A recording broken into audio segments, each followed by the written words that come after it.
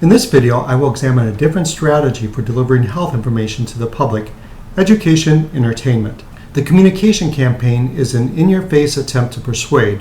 In contrast, the education entertainment approach seeks to influence people incidentally by embedding educational health messages in entertainment media. We will define education entertainment as the process of putting educational content in entertaining formats, particularly television programs and music, to incidentally educate audience members while they are being entertained. Some authors reverse the order of these two words, referring to this approach as education entertainment. Others truncate both words to come up with the term edutainment. People are less resistant to change when a message is embedded in entertainment media rather than presented as an overtly and intentionally persuasive message. The hope is that this form of implicit persuasion will bring about 5 outcomes. The first is increased knowledge on the health topic. For example, if entertainment can keep a person engaged in a television program that carries health information, that person is likely to learn from the program. This knowledge can lead to new, more accurate beliefs about health.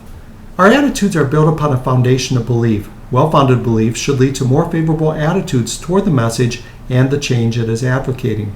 Entertainment media can also use characters to model new behaviors, the behaviors that are being promoted. The effect is that the audience member is not only told what he or she should do, but can see what that action looks like. Finally, entertainment media can bring people who have health-related needs together with health professionals who can assist. This can be done in 2 ways. First, we can see how a character in entertainment programming finds needed help. Second, such programming can end by providing contact information for such professionals, such as a hotline phone number. The history of embedding education into entertainment is a long one. Consider the parable, which is a story with human characters set in the real world of the audience. Parables are used extensively in the scriptures of all of the world's great religions. Fables are like parables, but use animals, plants, and forces of nature as characters to teach lessons. Before the age of television, families sat around the radio for their entertainment. There are many early examples of the use of radio programs to educate while entertaining. For example, in 1951, the British government used a radio soap opera to educate farmers about new farming innovations. In 1959, a radio drama was used to educate people in Jamaica about mosquito control measures. These are just 2 of the possible examples of the use of radio in education entertainment. In the 1970s, something big happened to advance the education entertainment approach. A Mexican television producer, Miguel Sabito, created a television miniseries format called the telenovela, or television novel if you prefer. These were dramatic miniseries with a social change message. Sabito's approach focuses on change. A main character begins by expressing the wrong beliefs, attitudes, and values and behaving in the wrong way. Over the course of the series, through interaction with other characters, this main character comes to see the way and changes. Sabito's first telenovela was aired in 1977 with an English translated title of Accompany Me. Its goal was to advance family planning and population control. It was quite successful. Thousands of women volunteered to work in family planning organizations. Sales for contraceptives increased dramatically, and many women became clients in family planning clinics. Other family planning-themed television novels were produced in the years that followed and are credited with having played a significant role in reducing Mexico's population growth rate. Education entertainment has been used in many countries beyond Mexico, and for many issues. It is an internationally recognized strategy. In particular, it has been used extensively in lesser developed countries, perhaps because a good drama can teach illiterate people and model desirable behaviors at the same time. Of course, education entertainment has been used in the United States. A great early example is the ABC Network's After School Special series. The American Broadcast Company, ABC, coined the phrase After School Special. This label tells kids that the programming is for them. The series ran from 1972 through 1997 and consisted of short movies on an issue of relevance to preteens and teenagers. Only some of the issues were health-related. To the north, our Canadian friends were also active in education entertainment, targeting kids. From 1979 to the present, 4 different Degrassi-titled series have been produced. These are essentially soap operas starring teens and set in school settings. Education entertainment is certainly not just about the kids. In recent years, health education storylines have been built into many daytime soap operas and primetime programs in the United States and other countries. For example, storylines related to breast cancer, teen obesity, and cervical cancer screening have made their way into ER, Grey's Anatomy, and other programs. At the University of Southern California, which is located in Los Angeles, TV producer Norman Lear has funded a program on Hollywood, health, and society. This interconnects TV writers and producers with health professionals and communication experts to build health education storylines into existing programs.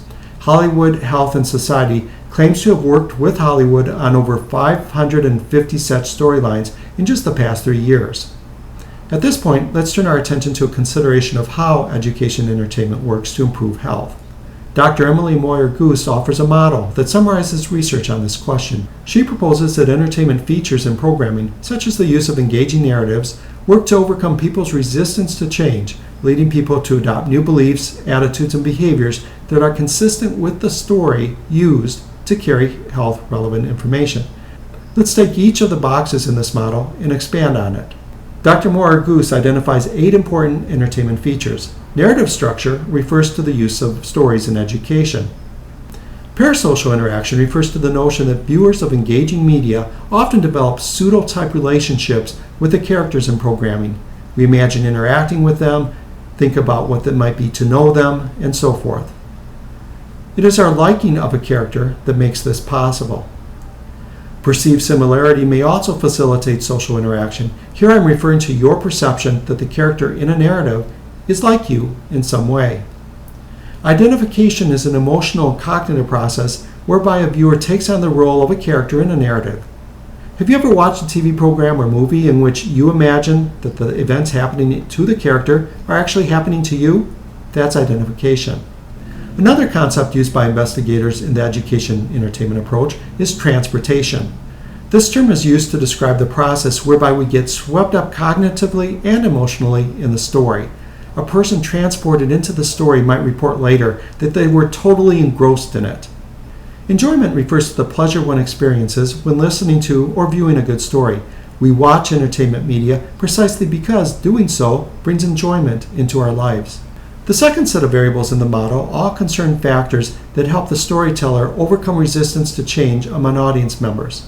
Reactance can occur when a person feels pressure to change in some way. When we are told that we should do something, we may seek to restore our freedom by resisting. Likewise, when we are told that we must not do something, we may be inclined to engage in the forbidden behavior to restore our freedom. Counter-arguing refers to our tendency to play the devil's advocate when we hear a persuasive message. We may engage in an internal debate refuting the arguments made in persuasion. Selective avoidance is the tendency to avoid information that is counter to our own views. Perceived vulnerability refers to your perception of your personal susceptibility to a health or safety risk. We tend to act to protect ourselves when perceived vulnerability is high.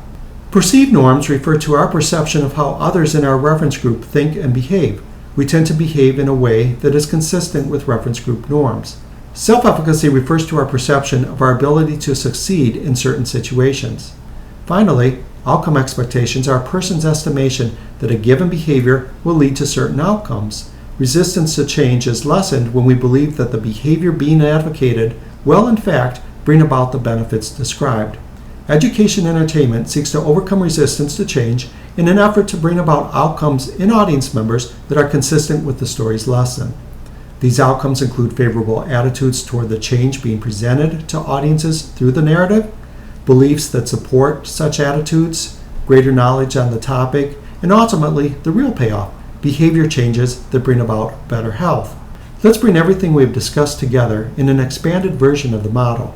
Starting on the left-hand side of the diagram, the model specifies that certain entertainment features, shown in the gray boxes, affect various sources of resistance, shown in the light blue ovals. If we can reduce resistance to change enough, we may bring about story-consistent changes in attitude, beliefs, knowledge, and behaviors. These outcomes are shown in the green box. Let's look more closely at how entertainment features affect resistance to persuasion. The model suggests that education entertainment produces less resistance than an overtly persuasive message. This is because education entertainment uses stories, not preachy messages. fosters parasocial interaction with the characters, and leads us to like the main characters who are showing us a better way to live. The model specifies that we are less likely to counter-argue with the underlying message in education entertainment because we become engrossed in the story, come to identify with the characters, and start imagining ourselves in a relationship with those characters. These features of entertainment suppress our capacity to counter-argue. Education entertainment lowers the probability of selective avoidance of the message because the message itself brings enjoyment to us. Why wouldn't we want to watch? Furthermore, we will want to stick with the programming as we come to identify with the characters, even when the message starts highlighting things that we might be doing wrong in our own lives. Education entertainment may be more effective than overt persuasion in making us feel vulnerable to the health threat being shown. This is because we see that we are quite similar to the character who is shown to be at risk. Parasocial interaction is assumed to affect resistance to change by changing the audience member's perceived norms in a way that supports the behavior change being advocated.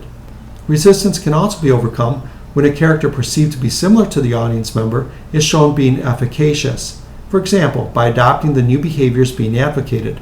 The audience member will hopefully conclude this: I'm quite like that character. If she can make these changes, so can I. The final resistance lowering process identified in the model is outcome expectancies. When we see that a character has adopted new behaviors and those behaviors have brought to the character benefits, outcome expectancies can be changed. We may come to see a stronger link between the new behaviors and the rewards that those behaviors are promised to deliver. This effect should be strongest when the character shown adopting new ways of behaving is someone who is similar to us and with whom we identify. The model has much to offer both practitioners and researchers of education entertainment.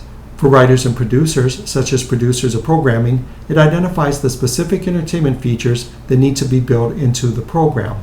For researchers, the model specifies 3 sets of variables that need to be considered when evaluating the effectiveness of education entertainment.